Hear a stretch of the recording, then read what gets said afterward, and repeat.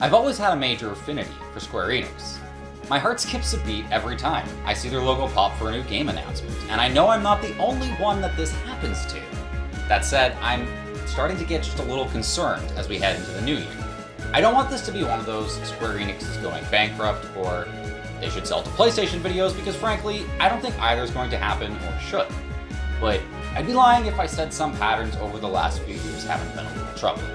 Games like Babylon's Fall, Avengers, and Forspoken all underperformed, and they were banking on these titles to be really big hits. Their schedule in 2022 was a bit questionable as well. They released over 20 titles that year. Just how can they expect their fan base to keep up with that? Now there were definitely great games that came out in this time frame, like I loved Crisis Core Reunion and I enjoyed Stranger of Paradise, especially the combat, but with so many titles coming out at the same time, everyone's wallets can only take so much of a hit. Because of this, there were definitely hidden gems that were overlooked, and sales suffered. Fast forward to late 2024, we seem to have just the opposite problem. Almost no games are on the schedule, and if they are, their release dates are all to be determined. Which isn't super uncommon for Square Enix, I will admit that. Whether it's the long wait for Kingdom Hearts 3, 15's entire development cycle, and now Kingdom Hearts 4 or Missing Link, we're used to waiting unreasonably long times for games. It's kind of part of the process, but that doesn't make it any easier on us. Now to be honest, I hope I'm totally wrong, and there's a Square Enix Presents in the new year, featuring a ton of new releases they've been storing in their back pocket. Maybe they're saving some announcements to coincide with the Switch 2's announcement, because we all know that that's coming, and maybe that's why we haven't heard anything. I hope one of these is true. Otherwise, all we got to look forward to according to their website is the PC release of Rebirth and Dragon Quest 1 and 2 HD2D remakes. Missing Link was a phone game, announced over 2.5 years ago and supposed to have a release date for this year, but that didn't come to fruition, and I was one of many who thought after the development of KH3, there would be way less time between new titles going forward. We all know Remake and Rebirth, Part 3 of that series, is coming out about 3 years from now, so I question what's going to hold them over in the meantime. Final Fantasy XIV, their online MMO, just won't be there to save them forever.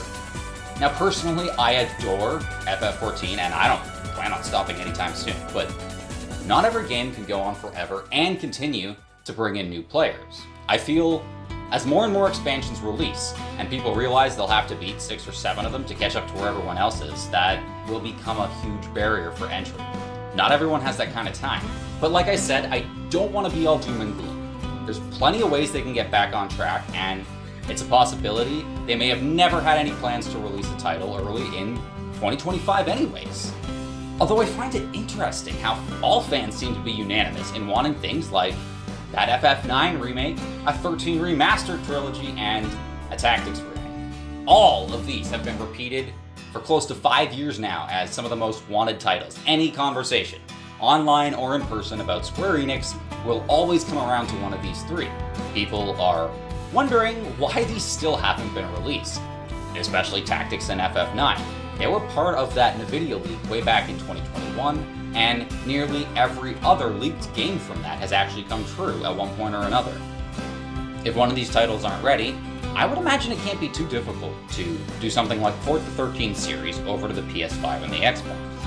That series is still trapped in PS3 purgatory, and it's the only numbered Final Fantasy game that doesn't have trophies on the PlayStation Network, other than FF11, but that's an older online title. I'm no game programmer, but one would think a smallish team could port these over to next-gen consoles pretty easily without expending a lot of money and resources in the process. Which, bottom line, is what every company wants to do. Throw in a few quality of life improvements the Pixel remasters had, increased guild and experience options, or maybe an option to make the Barthandelus fight easier. Now, they can probably expand this concept even further. Why not release other titles stuck on older consoles like Final Fantasy IV, The After Years, or FF12 Revenant Wings? Satisfy the fan base and make a little bit of profit while we all wait for the next AAA title to blow us out of the water. What do you think though? Are you at all worried about the lack of release dates in 2025, or do you think this is just par for the course? Leave a comment down below and feel free to like or subscribe if you you want some more Square Enix content. Otherwise, have yourself a great day. May your heart be your guiding key, my friends. And happy gaming.